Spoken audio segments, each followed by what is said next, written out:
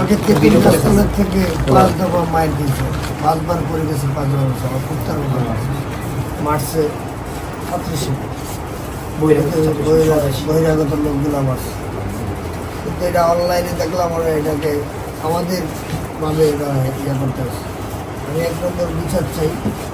প্রিন্সিপালের জন্য মারছে, বিচার হিসেবে করছে প্রিন্সিপাল আমাদের অভিভাবক, কেন বহিরাগত লোক কেন মারছে? এখানে গন্ডগোলের মূল হোতা বহিরাগত লোক এসে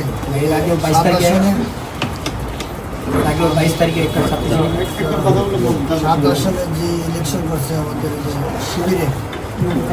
এনায়েতুল্লাহর ছেলে কি নাম,